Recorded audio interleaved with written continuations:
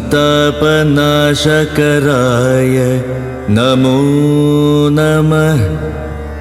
अंधकारान्तकराय नमो नमः।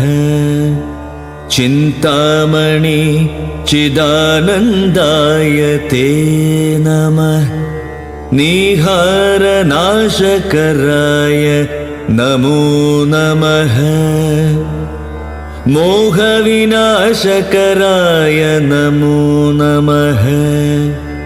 शान्ताय रौद्राय सौम्याय घोराय कान्तिमतां कान्तिरूपाय ते नमः।